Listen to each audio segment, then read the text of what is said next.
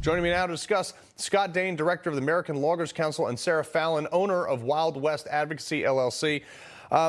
Sarah, I'll go to you first on this.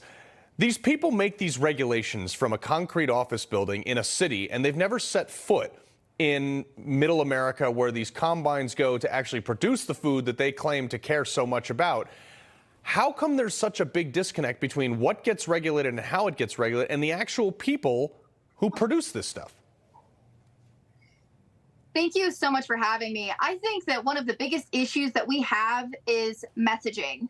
You get all of these laws that really don't work. A great example is the Endangered Species Act. This year is the 50th anniversary of the Endangered Species Act being passed, yet it has only saved somewhere around 3% of species have ever been delisted from the endangered species list, which to me is a failure. When you can't say that you are recovering species, all you're doing is keeping them on the brink of extinction.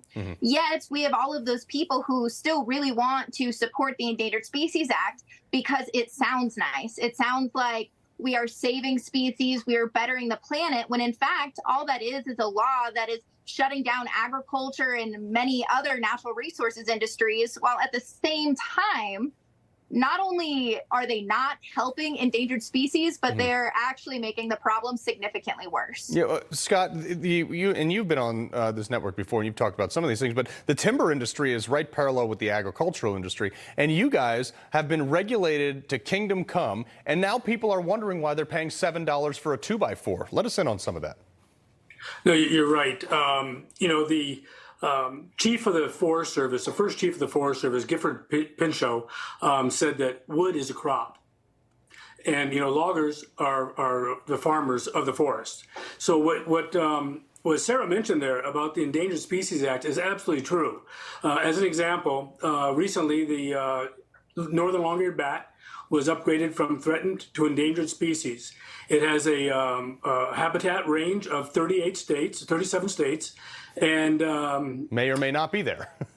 it's really not going to be there. And they're looking at shutting down logging operations 2 months out of the year when they may be roosting in a tree, when the logging operation isn't impacting the mortality of the northern long-eared bat. It's actually when they go into the caves and hibernate, and they're subjected to the white nose syndrome, which has a 90 to 100% mortality rate. However, the ESA, again, as Sarah mentioned, is going to shut down one more regulation that has a potential of shutting down the timber industry in the United States. But Sarah, don't they have to at some point realize that all these regulations are making things cost more for the American public? Why is there not more outrage to the fact that these people have no idea what they're regulating? I think that that's, again, because of the messaging.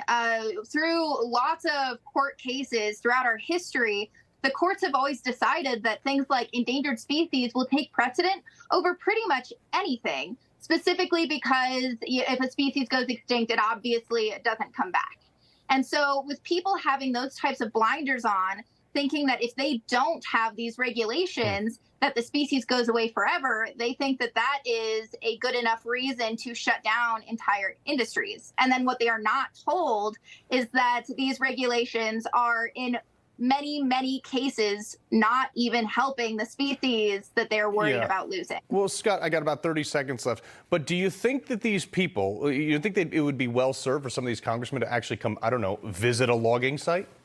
It's great you mentioned that. Yesterday, I was on a logging site in the Spear National Forest. Clinton Cook was a logger. I had staff from Senator Tina Smith's office out there, actually in the equipment. And so it does help to bring them out there. Now, the Senate voted to overturn the Endangered Species Act listing for the northern long-eared bat this month, and the House is expected to overturn it next month. However, the Biden administration has already come out and notified everybody they're going to veto that when it's not going to have any impact on the mortality of the long-eared bat. So unfortunately, some people get it, some people don't.